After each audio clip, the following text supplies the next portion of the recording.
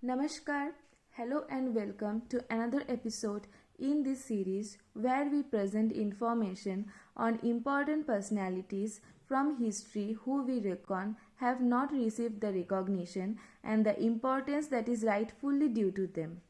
After our initial episode on Netaji Subhash Chandra Bose and the INA, today we bring to you some lesser known information on Rani Abbakka Chowta, the Tuluva Queen of Ullal. Abbakka Rani's life is part of folklore even till date. Such was her valor. She is considered one of the first female freedom fighters of India and an epitome of female emancipation, at a time when not many had even heard of the term.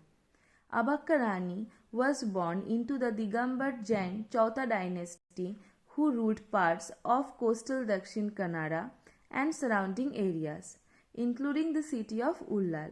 In 1525, she was crowned the queen. It may be mentioned in passing that the Tulus are a matrilineal people, and for over 4 decades she ruled her people. Her reign is remembered till date for her valor, for her indomitable spirit, and for the fierce resistance she offered the Portuguese, who were the primary colonial powers threatening South and Southwest India at the time. From an early childhood, Abbakka Rani prepared to take over as Queen of Ullal. This included getting intensive military training, especially in archery and sword fighting. Though a Digambar Jain, she was an inclusive ruler, not making distinction amongst her subjects, either in the armed forces or otherwise in terms of religion, caste or creed. When she ascended the throne, there was a practice to pay an annual tribute to the Portuguese.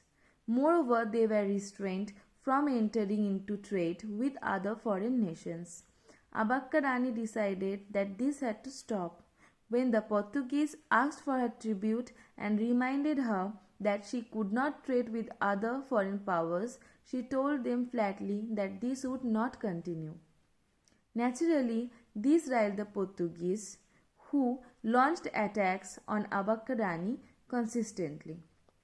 For around 45 years, this intrepid warrior queen led her people to repulse these attacks with a zeal, intensity, courage, and skill that has few parallels in the annals of Indian history. Ullal was a prosperous seaport of the time, and Abbakka Rani encouraged her people to enter into trade with merchants from Arabia, which was of course not well received by the Portuguese, who sent their men as well as ships to overwhelm them. Multiple attacks were mounted by the Portuguese during Rani Abbakka's reign. Each time she managed to repel the Portuguese aggression. She was not averse to forging alliances with other rulers if she reckoned that it would help her defeat the Portuguese. One such example was the Zamorin of Calicut, with whom she forged an alliance. The Portuguese deputed the renowned navy officer Admiral Dom Alvaro da Silveira in 1555 to vanquish her, but in the ensuing war, Rani Abbakka staved off the attack successfully. In 1568, Juan Suato, a Portuguese general, and a fleet of soldiers were sent by the Portuguese viceroy Antonio Noronha. Yet again they were fought by Abbakka Rani. Even though they were able to get control of Ullal and also enter the royal court, Rani Abbakka herself got away and took shelter in a masjid. That very night she launched a surprise return attack on the Portuguese, along with 200 of her men. In the ensuing fight, General Suato was slain. 70 Portuguese were imprisoned and many retreated. Subsequently, Abbakka Rani and her soldiers slayed Admiral Mascarenhas. In addition, the Portuguese were also made to vacate the Mangalore fort. Unfortunately, the Portuguese later wrested back control of the fort and also captured Kundapur. Notwithstanding these losses, Abbakka Rani remained a constant thorn in the path of the Portuguese forces.